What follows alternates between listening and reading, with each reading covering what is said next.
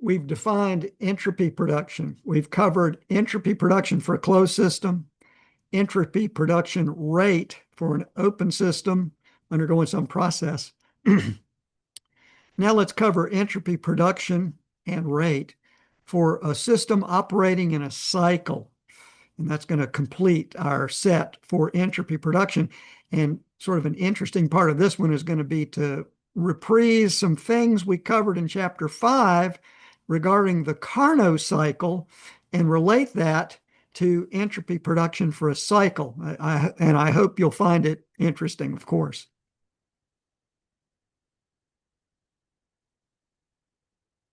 So we're going to be focused totally on cycles in this video. So let's refresh our memory about what we know about cycles already. So you do remember a closed system. So a cycle could be considered a closed system operating in a cycle, a special type of process. Remember a good old process 1 to 2? Well, okay. And then we said, well, let's define a cycle. Let's imagine we're going to go from 1 to 2 to 2 to 3, 3 to 4, 4 to 5, and then 5 back to 1. That would complete a cycle, any old generic cycle.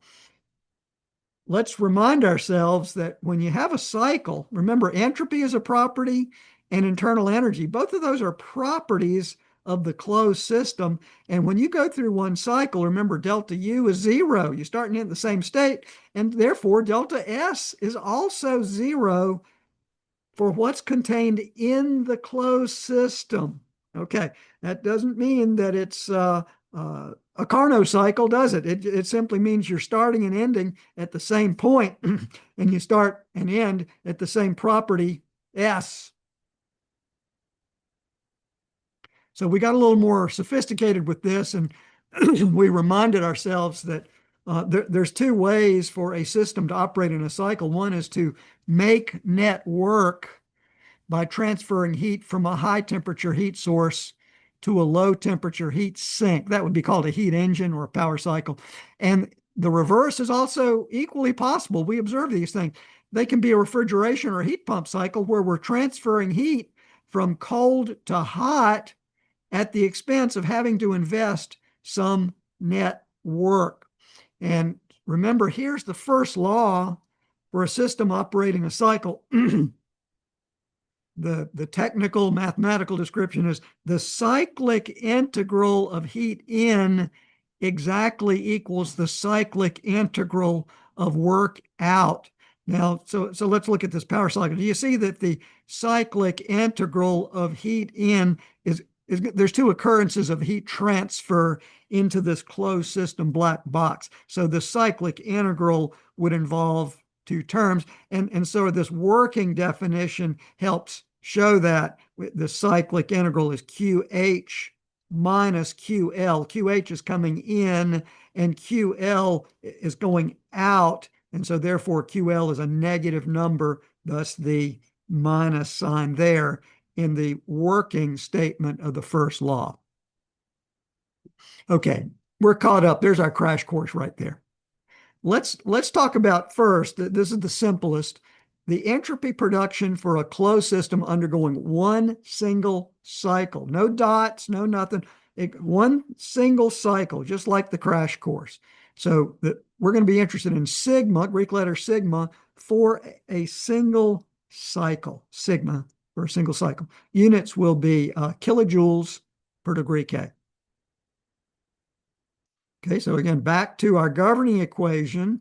Let's see, and I went back to equation 624 for a process 1 to 2.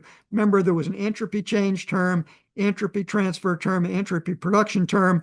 I've told you about how I had a hard time wrapping my head around equation 624 until I figured out to solve for sigma. Sigma equals something. All right, so I rearranged equation 624 to say sigma entropy production. That's what we're looking for a cycle is, there's that pesky minus sign, minus the integral for a process of del Q over T plus the entropy change for a process 1 to 2. Let's look ahead. Now we're going to study a cycle here. What's going to be the entropy change for a cycle? That's my next big point. the entropy change, if you undergo a special process called a cycle, you're coming right back to where you started from. So that term it goes to zero. So the entropy production is purely a function of the entropy transfer terms that have happened undergoing that one cycle, right? It's going to be QH and QL divided by T. I'm going to show you how to perform this integral next.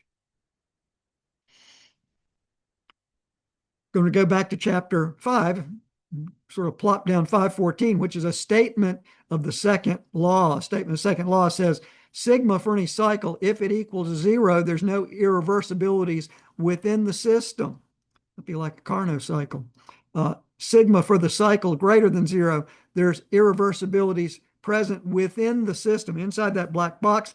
And if you calculate sigma, a number of the cycle, and show that it's less than 0, that's a violation of the second law, and you would label that proposed cycle impossible. So, of course, I'm trying to point out you got to be very aware of this pesky minus sign. Sigma of the cycle, let's see what we've got here. Minus, oh, there's this O on this integral sign. That means that you have to do a visual integral around the whole cycle itself to do this computation, del Q over T.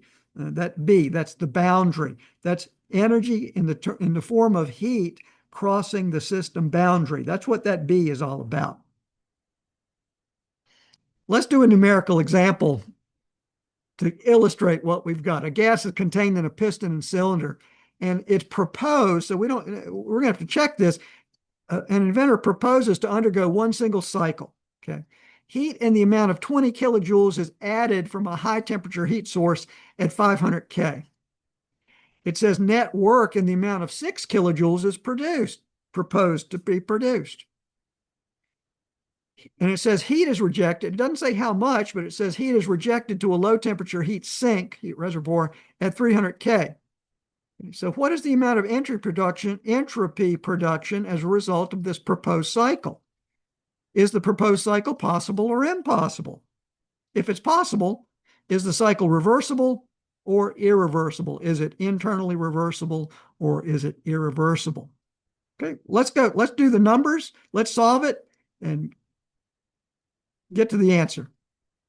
Let's start with a sketch. Here's my closed system, showing my dash line. There's my closed system. The mass is enclosed in a piston and cylinder, and we're going to propose to go through one single cycle for that closed system. So let's see, I've drawn my sketch and I've labeled what was given. TH at 500 K, said QH is 20 kilojoules, net work is 6 kilojoules. It did not tell us what QL was, so I had to leave that blank. And it says TL is 300 degrees K. Okay. So look, my sketch is going to help me. I've got 20 coming in, 6 leaving. So by subtraction, I'm going to be able to label QL as 14 kilojoules on the sketch without dragging everybody through all the steps, all that. You're sophisticated enough to see that now. All right. The next thing we've got to do, we're looking for sigma. Sigma of the cycle, it says minus the cyclic integral of del Q over T. Let me show you how to perform that integral. The sketch is what saves us. A formula is not going to help us. The sketch is what saves us. We're going to look around the system boundary, and I see 2 instances of heat transfer. Okay, QH and QL. So to do this integral, don't forget my pesky minus sign. Here's my brackets. So let's work on QH first. It's going to be QH divided by TH. And it's plus because it's coming in. Got it? What's going out? What's the next term? Well, QL is going out, okay? And so here's a minus sign. It's going out in the amount of 14. And at what temperature? 300 degrees K. And so the numerics is going to be pesky minus sign with brackets, 20 kilojoules divided by 500 K minus 14 kilojoules over 300 K. So now I could have been picky and said plus a negative 14, but I think you get the idea, right? So plus a negative value. You got it. Okay. So all I have to do now is turn the crank on my calculator to get sigma of the cycle is plus 0.00667 kilojoules per degree K. It's got units. Yes, I got to put my units. And let's see, what's my practical conclusion? This proposed process, it's positive. Sigma of the cycle is a positive number. The proposed cycle is possible. And there's something going on in the cycle that's irreversible. I don't have to explain what it is, but I can tell you that there's something going on that's irreversible. Let's see, that might be unrestrained expansion. It might be friction. It might some type of measure of lost work. So you get the idea. We don't have to pinpoint it, but something like that is going on within this piston and cylinder cycle. Well, I hope that helps you understand not only understand what is sigma of a cycle, but also how do I quantify it. Also, a point that's worth making is a formula, just a plain old formula is not going to help you in this regard. The sketch is what saves you on solving the problem. The thing was, we were not given QL. We had to figure it out. We used the first law to figure it out. Second example, a refrigerant, refrigeration cycle, is contained in a piston cylinder and is proposed to undergo a single cycle. All right. Heat in the amount of 22 kilojoules is removed from a low temperature reservoir at 250 K. That's cold. Okay. It's proposed that the cycle will require 8 kilojoules of net work to complete one cycle. It says heat is rejected from the refrigerant to a high temperature reservoir at 320 K. Well, okay, that's like room temperature. All right. Doesn't say how much, but it says heat is rejected up there. Okay. What's the amount of entropy production as a result of this proposed cycle? Is it possible or impossible? You know the drill. And if it's possible, is it reversible or irreversible? All right, let's go do the work. We'll start with a sketch, my tried and true piston and cylinder, showing the refrigerant in there. Next, our schematic drawing of the refrigeration cycle. So we'll put numbers here. It said 22 kilojoules removed from the low temperature reservoir at 250 K. It said it took 8 kilojoules of net work. Okay. We're rejecting heat to 320 K, and I've got to use the first law with my eyes. I can see this with my eyes here now. I've got 22 going in here, 8 going in there. Let's see. What must be coming out here would be 30 kilojoules. You know, and now you can say, duh, that's the first law. Okay. The schematic really helps us see that with our eyes instead of just using formulas. All right. A repeat of sigma of the cycle. So we've got negative cyclic integral of del Q over T. Okay. We will dutifully put our pesky minus sign there with our brackets. And now let's do our search. Okay. Here's QL going into the black box. So that's going to be plus QL at what temperature? TL. Okay. Now let's see. Here's QH leaving. You know, I could have said plus a negative QH, but you get the idea. That's why we have this net minus sign here, is because heat is leaving the control surface boundary. So that's minus QH at what temperature? TH, 320. So now I can plop down my values. There's my pesky minus sign, 22 over 250, minus 30 over 320. Gosh, I can't do that by inspection. I have to jam that into a calculator, and I get sigma of the cycle is plus 0.00575 kilojoules per degree K. And again, I observe, let's see, it's a positive number. It's greater than 0. So the answer to my quiz or test problem is the proposed cycle is possible and it's irreversible. Very powerful tool. So you've got an engineering tool now that's very powerful that can carry you into being a practicing engineer. Okay. In the real world, now a piston and cylinder undergoing one single cycle, that's not really indicative of the way things work when you observe things in your life, right? So this refrigerator is running and running and running and running at some steady rate. This power plant, it's running and running and running 24/7 at a steady rate. Okay, so what we're looking to do now, new section, we're interested in finding sigma dot for a cycle for systems operating steadily in a cycle, sigma dot. It's all about the dots when you've got things operating at certain rates. All right, so we're going to kind of go. So we're transforming entropy production, entropy production rate. So this is what we just covered in the first block. Okay. Now we're moving on to notice the difference in schematics. No dots. Power plant. Dots. It's all about the dots when you're operating at a steady rate. And so entropy production rate is all I got. This is a copy and paste study. I'm going to put a dot over my sigma cycle, and I'm going to put a dot that is poorly aligned.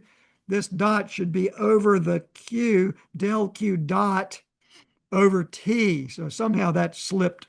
That slipped me. So del Q dot. That little dot needs to be over to the right a little bit. Units. Units up here, kilojoules per degree K, like my two example problems. Down here, kilowatts. So it's going to be kilojoules per second per degree K. So the units of sigma dot are going to be kilowatts per degree K, kilowatts per degree K.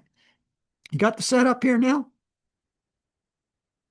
Whew, at least on this slide, I got my dot lined up over top of the Q. Thank goodness.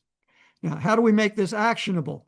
The book does a nice job of going from here, this kind of integral statement, to a summation statement, because, in our schematic approach, we look for heat transfer around the boundary of the surface, okay, the control surface boundary. And typically, for systems operating in a cycle, traditionally, we see two. We see like a QH and a QL. Now, I've got a little example problem coming up that might blow your mind, but for right now, you know we're going to look for heat transfers that are coming across the system, heat transfer rates coming across the system boundary. So there'll be two terms to sum in most cases, and of course, be aware of the pesky minus sign here. And you know the drill, right? When sigma dot is greater than 0, the cycle is possible and irreversible. When sigma dot exactly equals 0, it's possible and reversible. It's like a Carnot cycle. Okay, when sigma dot is less than 0, what's proposed is just flat impossible. It violates the second law of thermodynamics.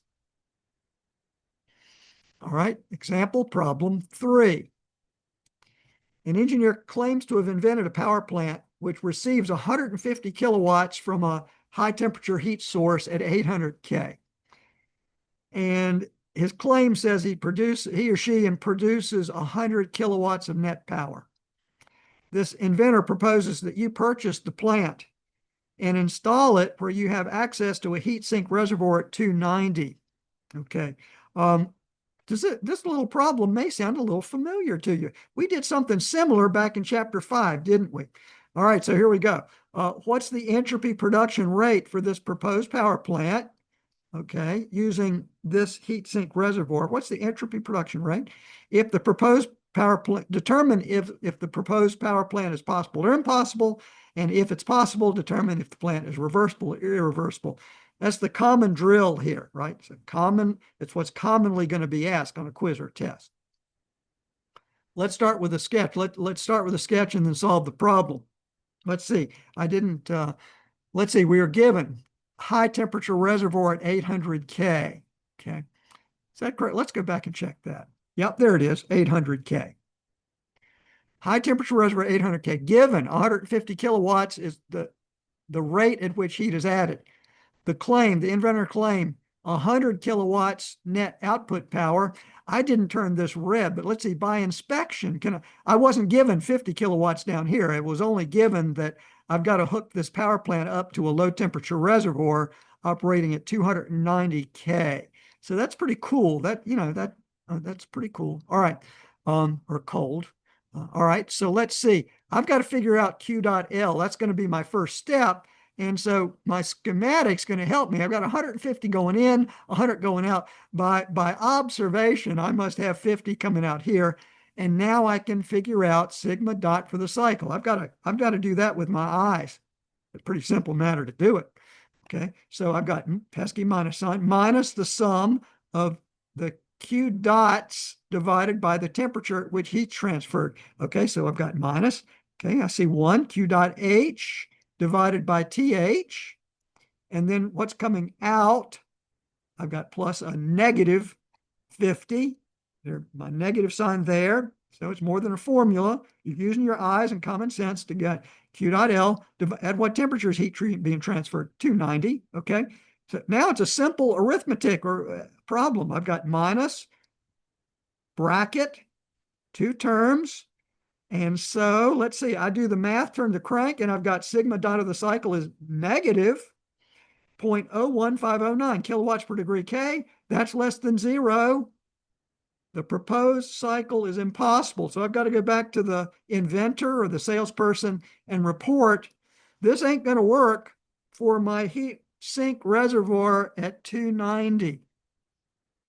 Now, so the job's done. Okay. You don't have to analyze. You could say, well, how could I fix this up? How could I force sigma dot to go to zero? How could I force it to be to zero? And if you look at the math, if you see that if you could adjust TL to some different number, you could force sigma dot of the cycle to be zero.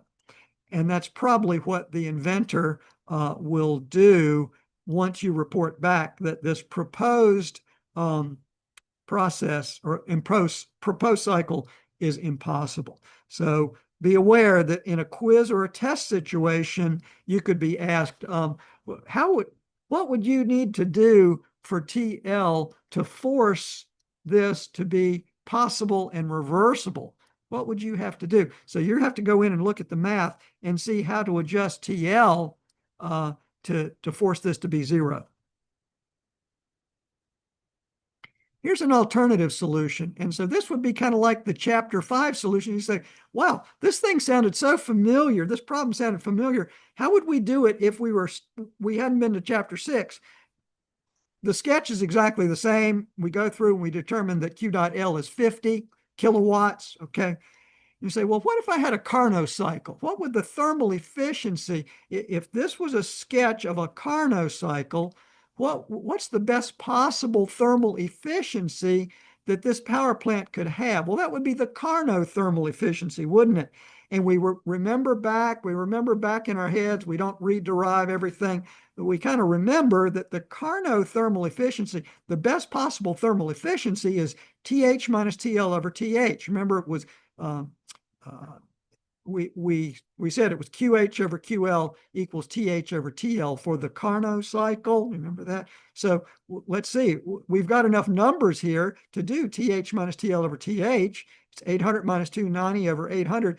That's 63.75%. So the maximum possible thermal efficiency of this plant, maximum possible, is 63.75. And the inventor or the engineer is saying, W.net is 100 energy sought over the energy that costs. Remember that approach? Okay. It's 100 over 150. Well, that's 66.7%.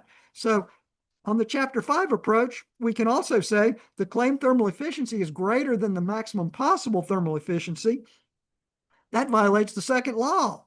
So the proposed cycle is impossible. Same report, same conclusion, a little different approach. Example problem 4, a residential heat pump operates with a claimed coefficient of performance of 5. In other words, you've gone to Lowe's and on the box or the equipment, it says our claimed coefficient, our performance is 5. The heat pump provides heat to the living space at a steady rate of 4 kilowatts. So that's given. All right. The living space is maintained at a temperature of 300 degrees K. That's typical. And the outside surroundings stay at a constant temperature of 283 degrees K. So the question is, for this problem, what's the entropy production rate for this heat pump? And is the heat pump as described, the coefficient of performance, is the heat pump possible or impossible? Is that claimed coefficient of performance accurate or not? All right, let's start with a sketch and solve the problem. So here is our sketch, and let's see what was given. Let's see. The high temperature heat temperature and the low reservoir temperatures were both given. Let's see. It says 4 kilowatts is transferred up into the high temperature reservoir. Wow, okay. Let's go back and look at the given information. It says the coefficient of performance is 5. Okay, coefficient of performance is 5, and you've got Q dot H. That's the energy sought, isn't it? That's the energy sought. So I didn't turn it red, okay, but the energy sought over the energy that costs is 5. Okay, and so let's see. There it is. Gamma of the heat pump is 5. And so that's Q dot H over W dot net. So W dot net is Q dot H over 5. 4/5 kilowatts. Okay, does everybody see that? Okay, so I wrote that down as given. Gamma of the heat pump is 5, and that's the energy sought over the energy that costs. Okay, that sounds about okay. So we're getting somewhere. And so W dot net is 4 kilowatts divided by 5. Oh, gosh, pardon me for being kind of a dum-dum here. What's 4/5 of a kilowatt? That's 0.8. So I've got 4 kilowatts here, and I've got 0.8 kilowatts there. Wow, I was a little bit asleep at the wheel here. All right, so I just filled this in. Now I can see with my schematic, I've got 4 coming here and 0.8 coming in here. So visually, I can see Q dot L, well, the first law, I've got 4 coming here, 0.8. So this must be 3.2. 3.2 kilowatts coming in from TL. Wow. So this is a little complex. This took a little figuring, didn't it? Okay, based on the given information. But I need that. I need to get Q dot L to solve my problem, to find sigma dot of the cycle. That's my assignment. What's sigma dot of the assignment? So this was a little pre-work I had to do. So what's my fundamental? Sigma dot of the cycle is negative, pesky minus sign, to the sum of the heat transfers divided by the temperatures at which they're being transferred. Okay, so remember Q dot in, so this Q dot sub J is Q dot in. So let's see, we've got to formulate it. Our schematic is saving our bacon here because now visually I see, let's see, here's Q dot L is in, it's 3.2 in coming in at 283. Okay, that's going to be that term right there. 32 over 283. Okay. Q dot is coming out in the amount of 4, and it's going to 300. So let's see, it's out. So there's my minus sign associated with my Q dot H divided by TH. And so now I've got some, don't forget my pesky minus sign here. So I'm going to turn the crank. Visually, I can't tell what that's going to be just with my eyes. So I've got to go to the calculator, and I will get a result of sigma dot of the cycle is plus 0.002026 kilowatts per degree K. I put a big check mark there. Oh, that's positive. So the proposed cycle with that coefficient of performance of 5, that's possible. And whatever's going on here in here is irreversible. Okay, so I kind of blundered through the solution, didn't I? So shame on me that I wasn't quite as up to speed, and I was looking at that and saying, how the heck did I get that? Well, I looked over here and said, oh, that's right. The gamma of the heat pump, the coefficient of performance of the heat pump was given as 5 in the problem statement. So that's how I got 4/5 over here. Energy sought over the energy that costs. There it is. Alternative solution. Let's go back to chapter 5. Let's remember Carnot cycle. And so remember the Carnot cycle, you don't need to go back and look at a formula sheet for this. You kind of remember from your head. For a Carnot cycle, for a heat pump, the coefficient of performance can be expressed as TH, energy sought, over TH minus TL, energy that costs. That was the derivation. So now it's plug and chug, right? 300 divided by quantity, 300 minus 283. We'll do the math. 17.6. So that's gamma maximum. So the maximum possible coefficient of performance is 17.6. The claimed coefficient of performance is 5. So yeah, we're in the money. It says the claimed COP is less than the maximum possible. The proposed cycle is possible and irreversible. One last example problem, because I'm labeling this candidate quiz time. So it came to me just as I was finishing up this presentation. I was thinking about some quizzes that I've seen and a test problem that I've seen amongst the large group of thermo professors. It's not just the folks that are currently teaching the course right now. It's all the professors and instructors that have taught the course. I remember a problem appearing like this, and I believe it was in a test, a high stakes test. All right, so I want to work you through this example problem because it's not a traditional plug and chug formula type relationship. Okay, it says an inventor is proposing a system operating in a cycle, and it has two high temperature heat sources. Wow, that's different. And one heat rejection heat reservoir. Okay. The inventor's sketch is provided. We're going to look at it complete with given parameters.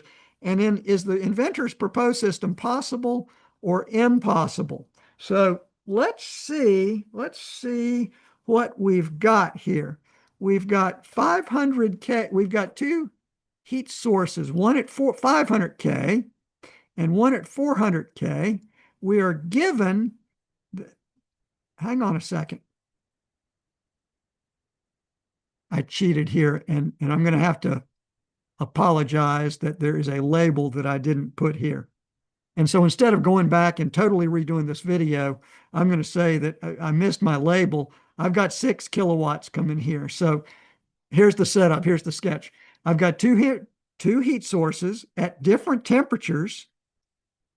20 kilowatts is coming in from this high temperature heat source here. 6 kilowatts is coming in from this high temperature heat source at 500K. The net power output from this cycle is 18 kilowatts, and I'm rejecting heat to one single heat sink at 300K. And my job is to determine if the proposed system is possible or impossible. Do you see how come the Carnot cycle approach is not going to work on this problem? Because it's not, this proposed sketch is not a traditional one heat source, one heat sink, one network out situation. So do you see that? This is be a non-traditional system operating a cycle. So this is clearly one where you can't use formulas. But a solution exists. All right, so let's go ahead. Please accept my apologies for missing out on the given information here. I've got it in my next sketch. All right, so here's my sketch. I'm moving my Zoom pictures around. Here's my solution. Okay, so here's my sketch, and I have labeled in 6 kilowatts coming in from 500K. I've got 20 kilowatts of heat transfer rate coming in from high temperature source to 400K. What's coming out? 18 kilowatts of net power is coming out. Okay. And I was not given QL, and so I've got to determine this number right here. Well, so I'm going to use the sketch. I've got 20 plus 6 coming in, 26 coming in, 18 going out. So I got 26 in, 18 out. So by subtraction, by the first law of thermodynamics, Q dot L is 8 kilowatts. And I see that I don't have dots over top of my sketch here. So shame on me for that as well. So let's look ahead. Let's plan our work. You're seeing the solution, but let's plan our work as if we're not seeing the solution. We've got to get, the only way to answer this particular question is to go with entropy production rate, sigma dot for the cycle. And so here's our governing relationship. Sigma dot of the cycle is minus the sum of the Q dot n's divided by Tn, and that had damn well bigger than zero, bigger than or equal to zero for it to be possible. Everybody got, okay, so this was a pretty complex given sketch. We still had to fill in some blanks, right? We had to fill in this with the first law, QL. But now that we've filled in our complex schematic, we can calculate sigma dot. All right, so let's see. We've got minus, here's our pesky minus sign, brackets. Now I've got to look for, I've got two instances of heat transfer. I've got 6 coming in at a temperature of 500 K. I've got 20 kilowatts coming in at a temperature of 400 K. Next term. I've got heat transfer coming out, thus the minus sign here, of 8 that I had to figure out at 300 K. There we go. So you see, this is clearly not, where's my formula? Where's my formula? Oh my God. You'll never get this on a formula sheet because you will not have anticipated this kind of crazy looking cycle. All right, well, let's just do the math, okay? Here's my pesky minus sign, okay? Do the math within the brackets. I've got 0.3533 within the brackets, and so my answer is sigma dot of the cycle is negative 0.3533 kilowatts per degree K. That's less than zero, and so my conclusion for this crazy looking cycle operating at a steady rate is it's impossible. So this proposed thing is flat impossible. I've just quantified why. It violates the second law because sigma dot for the cycle is less than zero. So this inventor's proposed cycle is impossible. So that's what I was trying to think of. How can I illustrate that something that might be on a quiz, might be on a test that you will have never seen before? This is an example of one of those. So this has some value despite my blunder. Let's go back to the problem statement and illustrate my blunder. On my problem statement, I did not show 6 kilowatts here. So that was my mistake. Sorry about that. But once I got to my sketch, I got my label in for 6 kilowatts. Okay, so that brings us to the end of this video. So in the recap, what did we cover in the video? We covered a lot of material, so let's recap it. We talked about systems operating in a cycle. For one single cycle, we're looking at sigma for the cycle. That's entropy production. Over here, we've got sigma dot for a system operating at a steady rate, entropy production rate. So remember, for a cycle, the nice thing here is it only involves analysis of heat transfer into and out of the heat reservoirs, simply because we're going through a cycle. We don't have to worry about entropy change within the system.